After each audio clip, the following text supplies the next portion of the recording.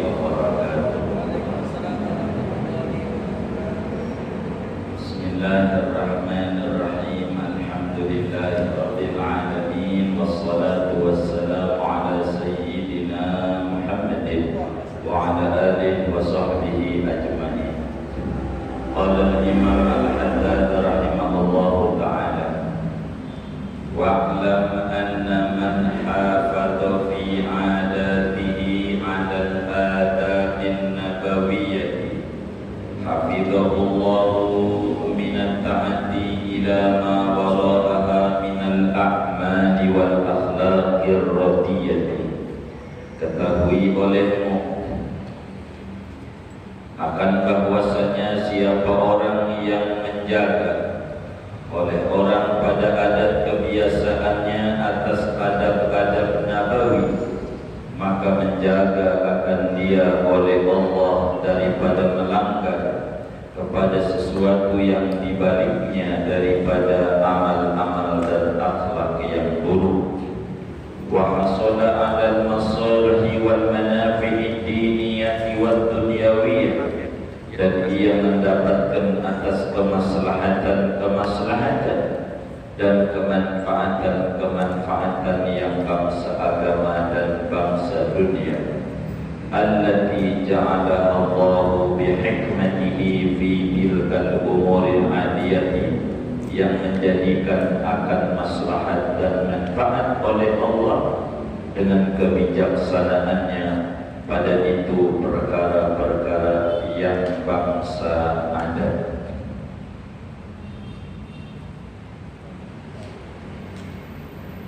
Wallahu a'lam. Ya, kita bedah. Saudara-saudara sekalian, segala yang ada di alam raya ini semuanya adalah ciptaan Allah. Apa saja yang ada di semesta ini semuanya adalah makhluk yang tentu diciptakan oleh Allah Subhanahu wa ta'ala. Yang namanya makhluk itu dia tunduk dan patuh kepada yang mengatur, yang menciptakannya. Karena itu impian seorang muslim yang terbaik bagaimana supaya dia dicintai oleh Allah. Impian seorang muslim harus berupaya bagaimana dia didemenin Tuhan, bagaimana dia supaya mendapatkan kecintaan besar dari Allah Subhanahu wa ta'ala. Cara kita untuk mendapatkan impian besar, yakni dicintai oleh Allah, maka kita harus mencintai yang dicintai oleh Allah. Sebab muhibbul mahbub mahbubun, orang yang cinta kepada yang dicintai oleh Allah, itu orang dicintai juga oleh Allah.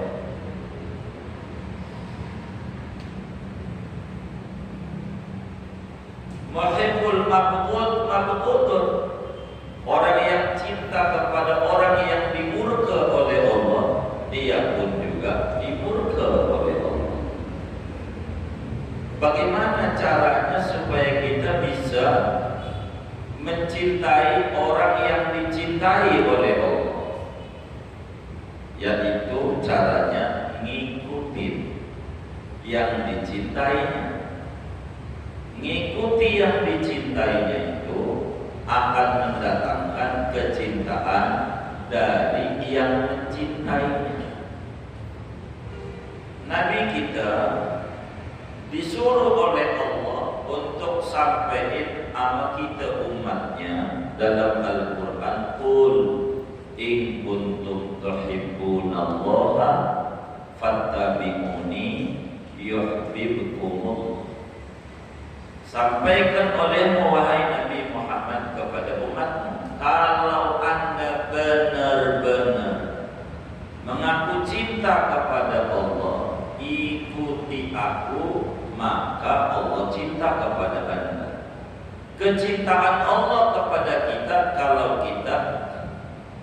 cinta sama orang yang dicintai oleh Allah, yaitu Nabi Muhammad sallallahu alaihi wasallam.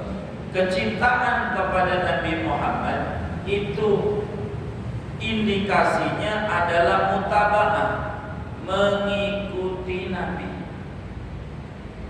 Mengikuti Nabi pada apa?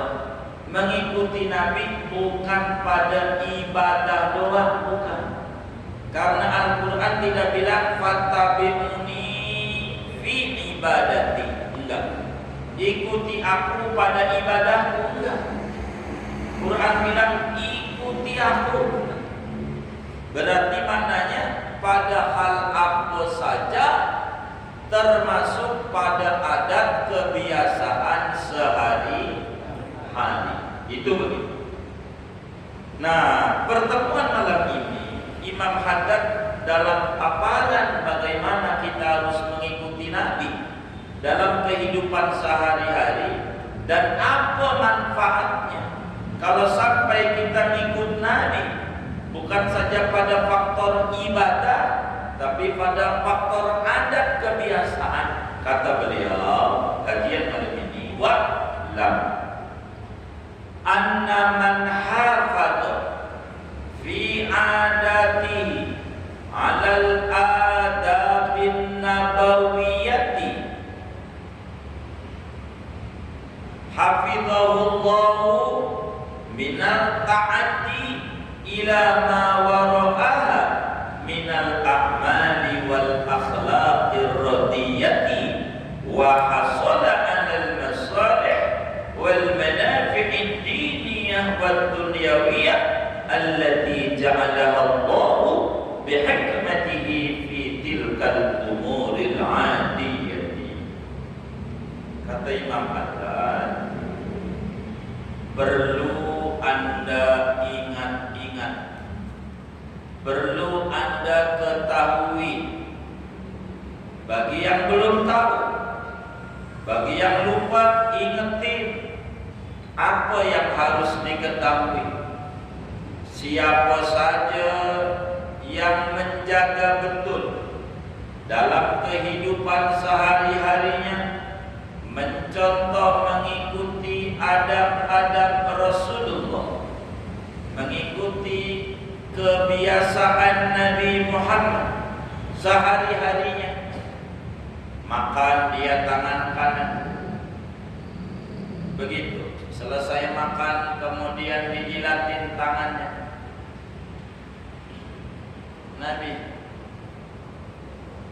masuk ke masjid, dia kaki kanan, dia doa, Allahumma gfirli dhunubi waftahli abwaba rahmatik.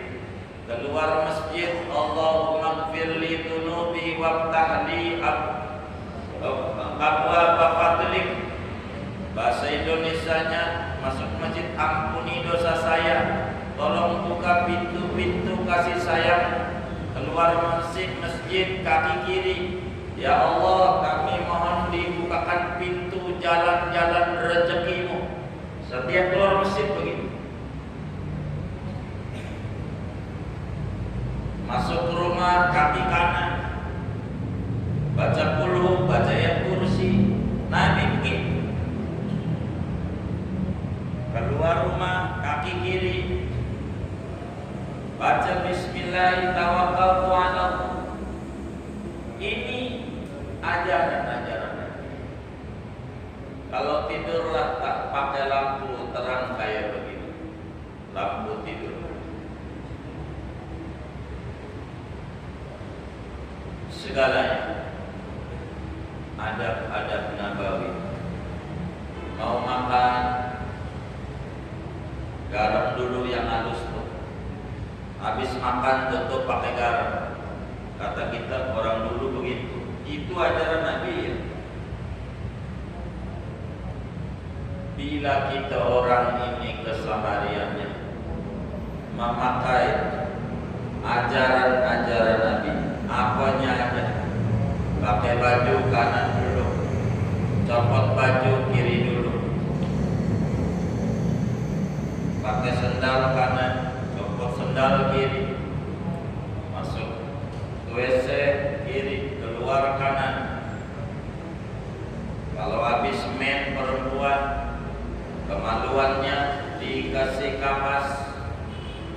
minyak misik, tempelin di situ, di vaginanya tuh, pas habis mandi. Itu begitu. Pokoknya ajaran Nabi dia pakai ajaran Nabi.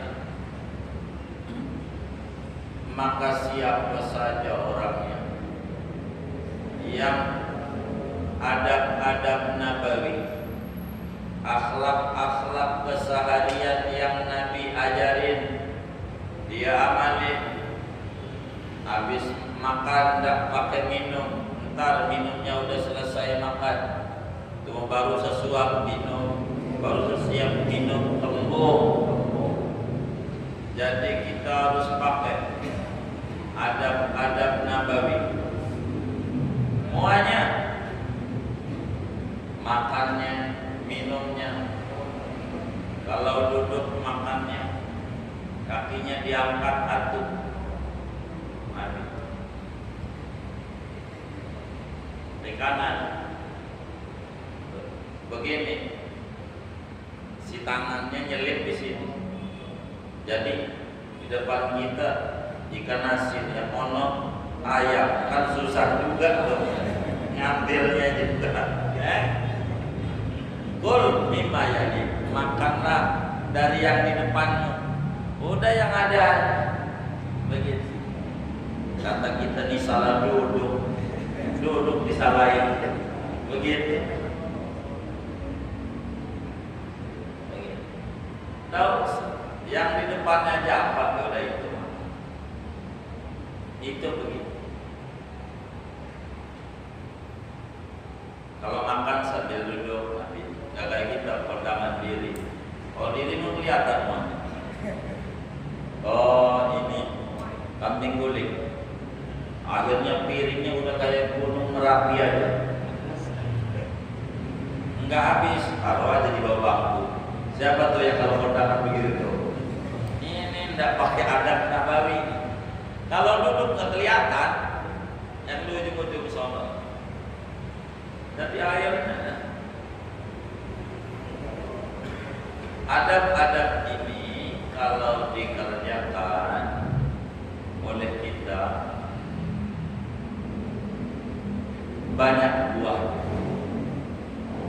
banyak manfaat. Habis bersetubuh dengan istri, yang punya istri, udah langsung tidur, kamar kecil dulu, kencing, biar sehat, bisa wudhu. Udah kelewat dengan kata terangis. Nah, kalau orang jaga benar kesehariannya, nyontoh kebiasaan Nabi Muhammad. Kata Imam Haddad hafizahullah, minat ta'ati ila ma wara'aha, maka dia bakal mendapat perlindungan dari Allah. Enggak bakalan melanggar daripada perilaku buruk. Apalagi sampai enggak ibadah, apalagi sampai mohon maaf minum-minuman dan seterusnya. Kenapa? Wong yang kayak begini aja dia pakai peraturan. Maka apalagi yang enggak beraturannya udah jelas. Begitu. Jadi minum kan. Itu kayak begini. Adab-adab nabawi. Maka enggak bakalan akhlak buruk, perilaku buruk dia kerjakan. Wong kesehariannya apa yang diajarin oleh Nabi, dia jalanin aja. Apa kan? Potong kuku tangan kanan dulu, dari telunjuk kanan, jari tengah kanan, manis kanan, kelingking kanan, kelingking kiri, manis kiri, tengah kiri, telunjuk kiri, jempol kiri, tutup jempol kanan. Terus kaki dimulai kelingking kanan, Jari manis kanan, tengah kanan, telunjuk kanan, jempol kiri, telunjuk kiri, tengah kiri, manis kiri, kelingking kiri. Ikuti aja yang Nabi kerjain, maka dia bakal mendapatkan perlindungan besar dari Allah. Di samping itu dia bakal mendapatkan kemaslahatan agama dan kemaslahatan dunia. Dia bakal mendapatkan kemanfaatan agama dan kemanfaatan dunia yang mana Allah letakkan daripada perkara-perkara yang ada ini. Contoh, ada orang jatuh di kamar mandi, kepleset, lalu jatuh, lalu pembuluh darah pecah. Kenapa bisa terjadi begitu? Penyebab utamanya karena melanggar Nabi punya ajaran, masuk kaki kanan. Kaki kanan dan kaki kiri itu kalau mau disadari kuatan kaki kiri. Pengen dibuktikan, turun aja dari metro mini, kanan dulu, jatuh. Kaki kiri itu kuat, rem, itu begitu. Itu pengaturan. Udah diatur. Kaki kiri disebut kaki kiri itu kalau motor rem belakang. Rem belakang itu di kanan di kiri ya? Iya. Jadi gak nyungsel. Jadi ketika kaki itu yang kiri masuk ke pleset, kanan udah sigap untuk bantu. Itu begitu. Manfaat dunia. Manfaat dunia diatur. Sampai Jepang nyontoh. Kalau yang bagus-bagus kanan, memulai gas. Kalau mulai motor pakai gas. Gas tuh di kanan di kiri ya. Iya, emang Rasulullah tuh hebat aja lagi. Jepang aja lo ngamalin. Kanan, gas. Ini mau ditunjang nih. Tunjangan tuh apa namanya? Standar. Oh iya. Itu adanya di kanan atau di kiri? Ya kiri. Emang yang kuat kiri. Jepang aja nyontoh Jepang. Masa gitu umatnya kagak ngamalin? Kebangetan. Itu Jepang itu. Jepang. Itu kayak begini. Mengatur. Sudah diatur. Rapi. Ajaran Nabi ini kalau diamali, ini makan garam dulu, yang halus itu mensterilkan segalanya. Habis makan pakai garam, minimal habis makan itu yang tadinya beracun, garam itu ngilangin racun. Garam ngilangin racun. Garam. Jadi ajaran Nabi itu hebat. Cuman kitanya doang yang kurang mau ngamalin ajaran Nabi. Kenapa kita orang kadang olahraga sering, mana mainnya bola lagi, kadang bulu tangkis, jatuh penyakitnya. Kan bingung ya, karena olahraga itu nggak begitu. Jatuh. Ini bukan di olahraganya. Olahraga mensolat 5 waktu juga udah cukup. Ngegerakin sendi-sendi, apalagi ditambah sunnah-sunnah, luar biasa. Tapi bukan di mana sholat itu olahraga. Jangan sampai begitu juga. Nanti ke masjid salam bawa training, bawa olahraga. Ini repot ini. Jangan sampai kayak begitu. Kenapa? Orang tukang olahraga penyakitnya jantung.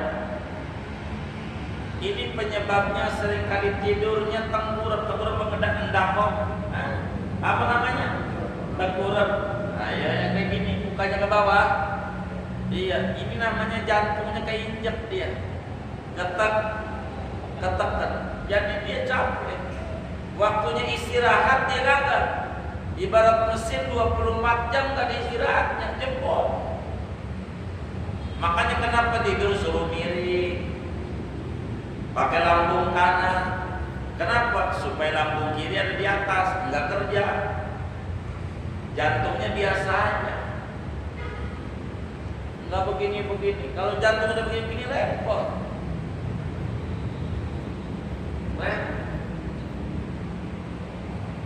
Jadi adab nabawi itu enak. Mandi, jangan mandi sebelum di bawah jam 10 malam. Kalau mau di atas jam 10. Itu nanti. Di atas jam 10 silakan. Di bawah jam 10 jangan. Kalau mau sebelum maghrib mandi. Pulang nih, habis maghrib kan mandi entar jam 10 ke atas. Kalau mandi, wis penyakitan, ada gula, ada liver, ada ini, woi macam-macam. Termasuk stroke, iya stroke. Ya Allah, stroke aja berat, apalagi stroke. Stroke apa? Itu dari mana tuh? Dari kita nggak ngikutin Nabi punya jarak. Siang jam 12 waktu matahari di tengah-tengah langit menjelang zuhur lah. Menjelang zuhur kira-kira 15 menit sebelum zuhur tak boleh mandi. Darah kita lagi kencang-kencang. Tekanan itu bakal mengakibatkan stroke, kelumpuhan bahasa Arab. Ini diajarin. Maka kata ulama, penyebab penyakit-penyakit itu ulah kita. Kalau malam dia habis makan malam, jangan tidur. Habis makan malam tuh habis maghrib, sampai subuh tuh, sampai ada subuh namanya malam. Itu jangan tidur. Makanya kenapa Nabi mah kalau Ramadan sahurnya menjelang subuh.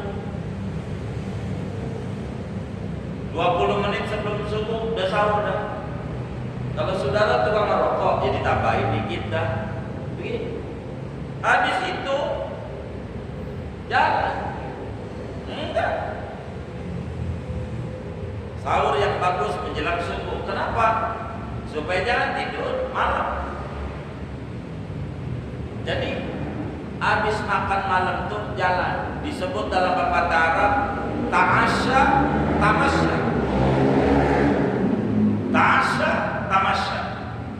Anda makan malam, Anda kudu jalan. Jalan barang 100-200 meter. Rumahnya tingkat, tidak kayak salah. Naik aja 3 kali, naik turun. Udah gitu aja. Udah begitu baru udah tidur. Tuh minimal begitu. Supaya tidak ada pengendapan lemak. Kebanyakan lemak nutup aliran darah, itulah jadi repot.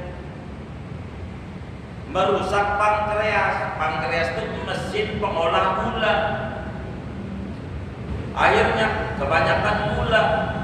Tiap pagi ke dapur ngecek gula. Mau ngapain? Kita ikuti aja adab-adab nabawi. Siang jangan mandi. Ntar habis zuhur. Begini. Di bawah jam 11 kalau mau mandi intinya. Kalau siang 11 sampai jam 12 jangan mandi. Bahaya kesehatan. Ulama itu tulis dalam kitab-kitab mereka. Kata mereka penyebab penyakit yang macam-macam terjadi ini, penyebab utamanya mereka sembrono pada ajaran-ajaran Rasulullah. Begitu. Penyebab yang gampang. Jadi kita sehari-hari aja. Jangan mandi lihat jam. Waduh, baru jam 9 kan 10. Kalau pada gerak ya udah duduk aja. Apa kan? Gitu. Mandi jam 10 ke atas silakan. Tinggal dokter lah bakal berkomentar dari perilaku Rasulullah. Oh, kalau mandi malam begini. Kalau malam makan nanti begini. Dibilang ini Medical Corbuzier. Kalau saya nih jadi begini nih, malam gak pernah makan, siang doang, malam gak makan habis subuh. Begitu. baru percaya medical buzzer. Nabi Allah percaya ya. Mengapa kita jadi muslim? Mendingan ikut Rasulullah, aman. Begitu. Medical buzzer baru nurut. Kalau Islam silakan makan. Orang tua kita dulu jam 5 makan, habis maghrib gak mikirin makan. Iya kayak begitu. Jadi bukan gak makan malamnya, Anda makan malam jalan.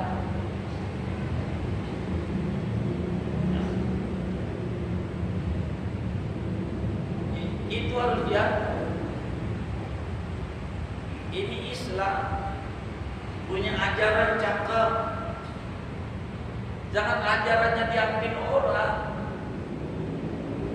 Kita kagak.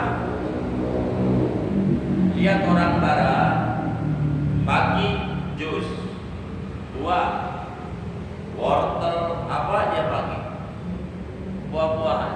Kenapa? Pencernaannya enggak kuat. Ibarat pagi-pagi mobil langsung ngebut, panasin dulu. Buah-buahan kayak bubur tuh enggak kuat gilingnya, yang ringan-ringan, roti. Itu begitu, siap baru makanan padat. Enggak usah kuliah sarjana gizi, udah ikuti Nabi aja, udah bergizi dah. Beneran enak ajaran. Allah jaga kesehatan. Udah nih sekarang banyak gula, badannya gula melulu. Airnya dikurangi, nyari yang kadar gulanya rendah, kadar kalorinya. Oh, gula rendah, badannya lemes. Salah dia, salah penanganan. Begitu. Enggak begitu Islam punya ajaran. Kalau orang itu penyakit gula, gulanya banyak, kadar gulanya, ini bukan disuruh mengurangi kadar gula. Enggak ada ajaran Rasulullah kayak begitu. Enggak benar. Jadi gimana? Dicari sabab-musababnya. Kenapa kadar gulanya tinggi? Ini penyebabnya mesinnya rusak. Mesin penggiling gula. Terus karena mesinnya penggilingnya rusak, maka otomatis gula ini numpuk. Jadi bukan kelebihan gula. Jadi sekarang kita kurangi kadar gula, bukan. Kalau itu Anda kurangi, lemes Anda. Ini mau yang rusak mesinnya. Mesin itu dalam bahasa kedokteran namanya pankreas. Bahasa kedokteran namanya pankreas. Itu bahasa dokter tuh. Apa sih pankreas? Mesin pengolah gula jadi tenaga yang ada di badan kita. Allah buatin supaya kita ada tenaga. Mesinnya rusak, otomatis numpuk. Bukan karena lebih, bukan karena tidak terolah. Kalau sapi perutnya dua, kayak pabrik padi, ada molen, ada moles. Molen itu mencabut gabah yang kuning-kuning luarnya tuh supaya dibuangi. Udah itu hilang, belum bersih, sekali lagi itu sapi begitu. Perutnya makanan masuk, dari masuk sini nyimpen doang. Sebab nanti takut gak dikasih makan lagi, nggak tahu di mana itu nasi goreng gila, telur 4, nggak tahu dia, maka harus nyimpen. Udah nyimpen, keluarin lagi untuk pelembutan. Begitu diatur. Pankreasnya rusak, maka yang dibenerin bukan dikurangi gulanya, tambah lemas. Yang dibenerin mesinnya, pabriknya biar bener. Ibarat mesin oli, ada bengkel. Mesin oli ini rusak, pengolah oli menjadi tenaga mobil. Motor rusak, ini kalau begitu dikurangi kadar olinya, diganti aja di air, kagak jalan. Yang dibenerin ininya, namanya Gimana benerinnya? Orang banyak beli manggis, ekstrak kulit manggis. Kita gak usah. Kalau kulit manggis pasar Bayoran banyak, dibuang-buangin. Itu orang susah, manggis gak ada. Makan tuh buah manggis obat. Itu mau kena dia pulang, gak makan nasi, makannya kentang. Iya salah, tambah dia lepas. Bukan itu. Nasi itu bagus. Tidak ada makanan di dunia ini melainkan ada plus minusnya, ada positif, ada negatifnya. Kata Nabi, kullu nabatin fi wajhil ardi lahu da'un wa lahu dawa. Semua tumbuhan di muka bumi ada penyakit, ada obat, ada plus, ada minus. Illal aruz, kecuali padi. Fa inna fihi dawa, obat semuanya. Terus makan obat, nasi. Tapi nasi ini kadar gulanya tinggi. Bagaimana ini? Bukannya lagi nasi, itu mau banjir nyalain hujan. Ini payahnya hujan ini jadi banjir. Siapa itu?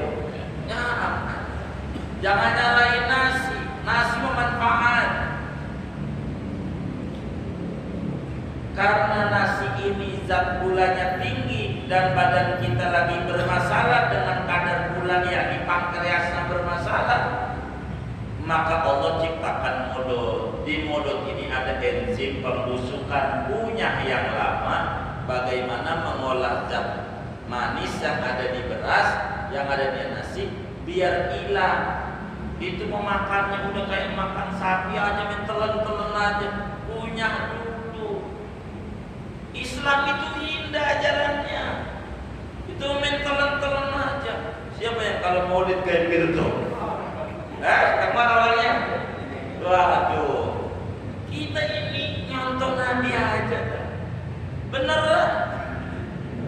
Nyontoh Nabi yang sederhana, saudara, sederhana ya. Kami kasih konsep ini, mohon maaf, kami ada kitab Al-Qanun Fittib Ibn Sina. Bapak kasih itu dari Rasulullah ajarannya. Ulama tulis, cuman dibikin barat-barat aja yang kita kagak ngerti. Paracetamol apa ini artinya? Ini jadi susah-susah aja. Begitu. Jadi buyang bacanya, nggak usah. Nih yang sederhana. Kita badan kok jadi badan model kagak enak. Ingat-ingat kamu kita habis makan apa tadi? Habis makan pete. 3 apa namanya nih begini nih? 3 papan. Baik, 3 papan berarti pete bagus buat ginjal, kesehatan ginjal cakep. Gitu. Makan pete. Bau, dia bau. Cara ngilanginnya makan jengkol. Maka bau pete hilang ganti. Iya begitu kan cara ngilangin bau pete. Tapi bagus buat bagus. Tapi kalau kita mengalami semacam asam lambung bermasalah, alkohol, gasnya gede, begitu macamnya, ini diatur. Berarti waduh badan kayak begini ya. Kalau begitu kita kurangi, berarti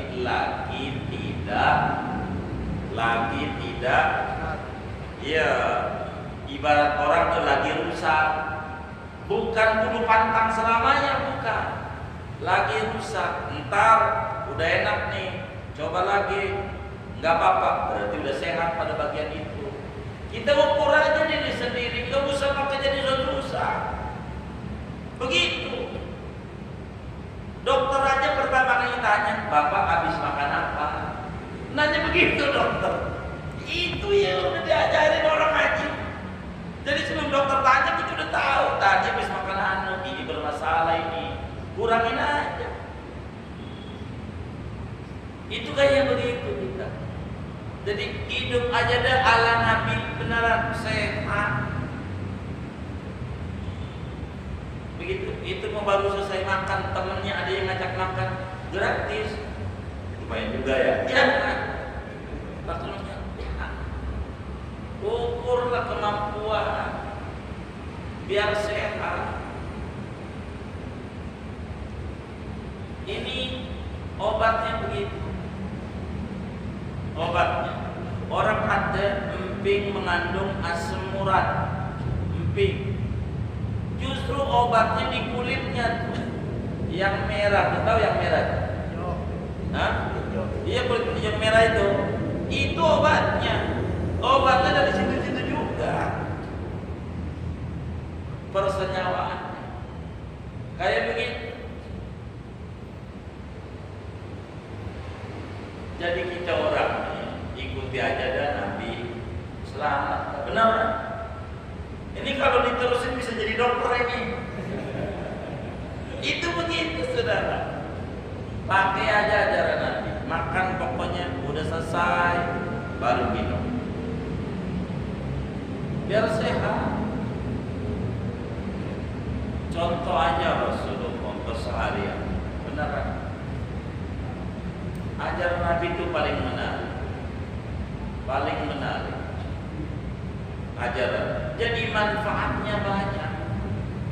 Dalam kebiasaan sehari-hari semuanya ada manfaat. Jangan pantang 100%, jangan. Buat ngapain kita capek-capek dulu-dulu ngumpulin duit siang sampai malam, malam siang ngurusin toko sebelah mari di Pasar Jaya. Kita belum siapa ini dengan begini ngumpulin duit simpen aja. Pas tua beli obat lagi, ya nggak capek. Ngapain berpindah hidup kayak begitu? Jaga. Jangan tiap hari itu ngecek gula, cek lagi, ngecek suhu, cek Quran. Yang penyakit jangan digitu-gituin, jangan. Namanya dipiara. Biasa saja. Dilihat aja, oh badan kurang enak. Habis makan apa ini tidak kurang. Ini enggak bagus. Bukan makanannya bulu pantang, lagi enggak bagus. Habis itu silakan makan lagi. Kalau udah enak, itu kita bisa ukur badan kita ini, kesehatan bisa kita ukur.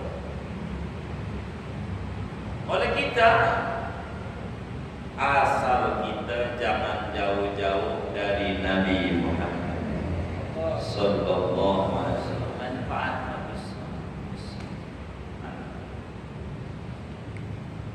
besar, besar. Enak ajaran Nabi, paling enak. Gak ada yang paling nikmat kecuali ajaran Nabi. Islam ini kaya dengan metode-metode kesehatan. Ikuti aja aturan yang ada. Insya Allah tidak apa-apa. Aturan agama aja. Saudara ini doyan pedas, saudara harus kasih kecap. Apa itu kecap? Orang pedas ini bisa menimbulkan ABY. Ini sakit di duburnya, kecap berarti kurang kecap. Makanya lihat tuh yang masak-masak, pelajari aja yang masak. Cabai ada kecapnya, sate Madura begitu. Jadi udah begitu. Pakai beneran. Tidak ada pantang dalam Islam. Tidak ada. Yang kudu pantang mau dosa, bukan makanan. Makan halal pantang. Tidak usah. Buat apa? Nyasar, ngumpulin duit banyak banget. Makan ini nggak boleh, yang ini nggak boleh, yang itu nggak boleh, yang itu nggak boleh. Ini namanya sengsara seumur-umur. Namanya. Waktu kecil, apa aja boleh dimakan. Waktu kan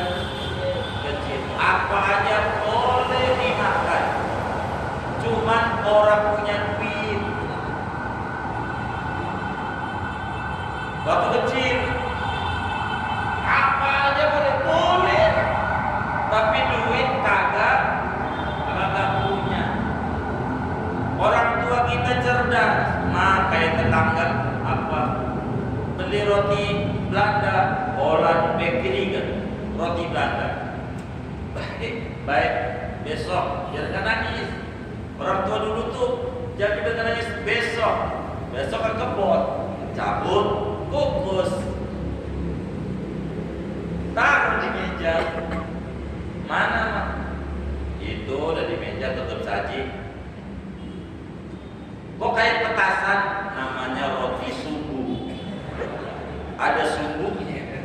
Kayak petasan. Namanya roti juga. Kan kalau kono roti Belanda, ini roti subuh, kan sama-sama roti. Iya disebutnya kata apa gitu. Itu siasat orang dulu biar nggak nangis.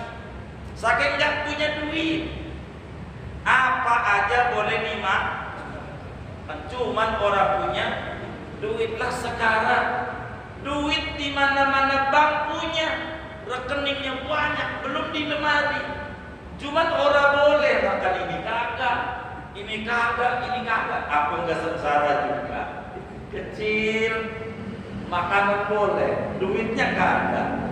Sekarang duitnya ada, makanannya orang ada, enggak boleh. Apa enggak sengsara ngelihat orang ya Allah makan di pinggir jalan, nasi dong sama kuah gitu, enak banget, minum biasa aja ya Allah, kalau minum mahal. Dia cuma bisa ke lambung doang, apa aja beli, tapi nggak boleh. Apa nggak sengsara? Terus yang duit dikumpulin di bank tuh buat apa? Kita mati bakal ditanya. Mau ngapa? Mumpung masih hidup, nikmati. Dengan rumus sedikit dinikmati, disyukuri, banyak dinikmati. Udah gitu aja. Modal hidup tuh sedikit syukuri, kan banyak pedagang nih, kulir nih, sedikit untungnya syukur, banyak nikmatin gitu. Jangan dibikin puyeng, hidup puyeng jadi repot. Begitu biar kita mah jangan terombang-ambing, begini begitu. Jadi repot. Hidup ini biar tenang, ikut Nabi. Insyaallah yakini aja selamat nama teman kita. Gak ada. Itu mau selamat membawa petaka. Innalillahi wa inna ilaihi raji'un. Udah ikut aja Nabi, nggak apa-apa.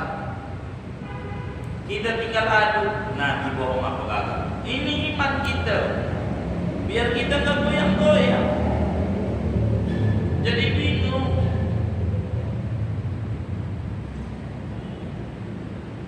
Kan Nabi juga yang nyuruh. Firra minal majnun, firaraka minal asad. Anda kudu lari dari orang penyakit kusta seperti Anda lari dari macan. Lo kelihatan penyakit kusta mah, kelihatan belang-belang kelihatan, ya kita jangan. Kenapa? Kok kelihatan? Lah ini gila kelakuan orang yang udah dibawa ke Wisma Atlet, lewat gangnya nggak berani, lewat gang, coronanya ketinggalan. Innalillahi wa inna ilaihi raji'un. Ada kayak begitu? Hah? Ini udah bener ini. Sampai nih saya sampai malam nggak bisa tidur, baru dapat cerita dari teman jamaah. Ada aja kelakuan teman-teman. Ada orang, saya sebut daerah Timur Jakarta, begitu aja. Saya nggak mau sebut daerah, kita tahu lagi jamaah. Dia ada yang kena, katanya begitu. Jadi disuruh isolasi mandiri, dikirim makanan. Kata temennya, Bu, makanan nggak usah masuk, taruh aja di pagar.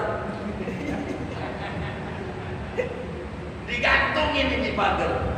Ini kan pintu, kan pagarnya tuh kayak masjid Dato gitu Pak. Udah begitu. Terus ngambilnya pakai bambu. Enggak boleh keluar rumah. Pakai bambu. Kayak orang mancing. Astagfirullah. Corona kayak gitu amat. Beneran. Saya kata mikir aja. Astagfirullah. Pakai bambu. Ini beneran bukannya cerdas saya. Kisah kita nyata kehidupan teman-teman. Pakai bambu, pakai galak.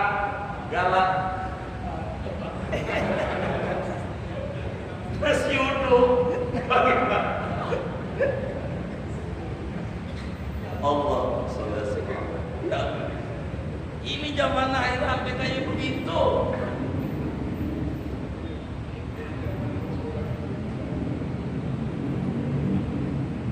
Bisa pada sakit. Yang sakit satu katanya positif, serumah dobrak-abrik. Jantungnya begini. Kenapa? Karena dia pikirannya begitu, kena ada. Jadi puyeng hidup ini beneran. Diubah-ubah. Yang akal. Jadi pusing kita hidup. Wis kita balik aja ikut Nabi. Rotibul haddad amalan Nabi itu ringan. Itu wirid-wirid Rasulullah. Ringan kan gak banyak, 3 kali ya, ada yang 7, ada yang 4,1, dan gak banyak. Yang ringan-ringan aja. Hidup di bawah ajaran Nabi nikmat. Ini rumus hidup. Saya mau tanya nih, ini pengen duitnya banyak nggak ini? Saya tanya nih, pengen duit banyak nggak? Jadi otak kita tuh jangan mikirin duit, jangan. Duit makhluk. Duit itu kayak cewek. Cewek cakep itu duit. Cewek cakep itu duit. Ada cewek cakep banget. Dan cewek cakep ini nurut sama babanya. Kalau kata bapaknya jangan. Kalau kata babanya iya. Ambil. Jangan. Nurut. Maka cowok yang cakep itu jangan dandanin diri ngedeketin tuh cewek, jangan. Nggak benar. Iya tuh ceweknya mau, babanya enggak, kagak diterima. Benar nggak? Begitu. Jadi bagaimana? Bagusi hubungan kita dengan babanya. Karena kata babanya iya. Duit itu makhluk. Kayak kita makhluk. Kita makhluk, duit makhluk. Jangan mikirin makhluk. Tuh duit nurut sama Allah. Nurut. Wong dia yang cipta dengan iradahnya. Kita otaknya di duit mulu. Dikejar-kejar duit, udah di ujung, udah mudir, kagak jadi. Kalau kata Allah kagak. Ini gironya udah dikasih. Kata Allah pending, giro pending. Aduh, ribet. Maka yang paling bagus itu rapiin hubungan kita sama babanya. Begitu. Sama Allah maksudnya. Sama Allah. Nanti biar nurut. Corona begitu. Makhluk. Jangan otak kita mikirin corona rugi. Makhluk kok mikirinnya Allah yang nyipta. Kalau kata Allah walaupun siti luar biasa. Udah rapi. Pakai masker 7. Bensin. Jaga jarak. Kena kata Allah orang makhluk kenain. Kata Allah jangan. Jadi takutnya sama Allah aja. Hati kita ini diisi sama Allah. Jangan nama yang kayak gitu-gituan, yang bagus-bagus aja, sama Quran, sama sholawat, begitu aja. Ngikuti adab nabawi biar tenang. Capek, wong dia makhluk. Kata Allah jangan. Maka mantepin aja kita ngikut Nabi dah. Nabi dah bakal nyasarin kita. Nabi mau udah bimbing kita. Kata Imam Haddad, siapa orang menjaga adat kebiasaan sehari-harinya pada adab-adab nabawi, begitu banyak Allah lindungi dia, begitu banyak manfaat yang dia dapat, yang Allah berikan hikmah dari segala apa yang ada. Oleh karena itu pelan-pelan, kodaman ba'da kodam, setapak demi setapak, step by step, selangkah demi selangkah, kita nyontoh Nabi pelan-pelan. Nyontoh Nabi. Yang kita bisa aja dah, dari pakai sendal, pakai baju, motong kuku. Yang kayak begitu-begitu aja dulu dah. Nggak usah yang tinggi-tinggi. Sholat sampai bengkak, nggak usah. Ketinggian yang sehari-hari aja dulu. Orang taraweh aja 20 sama 8 atau 23 sama 11. 11 aja dah. Tapi ada 23, imamnya kongkong. Masjid sebelah aja dah. Ada nggak kayak gitu? Itu yang ngajinya, bukan yang tengah ngaji. Coba. Wis kita mah yang kecil-kecil dulu. Kalau habis makan malam, jangan tidur. Habis makan pagi tuh jangan langsung jalan, duduk dulu barang tengah jam. Habis sarapan, tagodat amadah. Kayak bapak kita tuh kakinya digituin tuh. Bukan saya suruh lipat tuh, kamu sarapan pagi tuh begitu aja blonjor. Tengah jam. Jangan langsung dipakai. Istirahat. Jangan. Karena siang langsung bekerja, biar ngendap dulu. Kalau malam nggak bekerja badannya, gaulah istirahat. Kita harus paham. Wis tagodat tamadda. Tagodat sarapan pagi belonjor. Ngaso dulu. Ta'asya tamasya. Makan malam jalan. Biar 100 meter. Jangan. Hatta kata ulama, Anda nggak ada tempat jalan kecuali di genteng. Jalan di genteng. Saking kudunya ya. Ini adab nabawi biar sehat. Wis pelan-pelan kita ikuti aja. Ini ke depan insya Allah akan diajarkan keseharian Nabi Muhammad SAW dalam beberapa pertemuan terus sampai tamat kita. Akan diajar bagaimana Nabi kesehariannya. Nanti bakal diterangin ke depan ini. Ini penting. Kita ikut Nabi. Jangan ikut Nabi. Segini aja dah. Wallahu a'lam bishawab. Ada yang ditanya?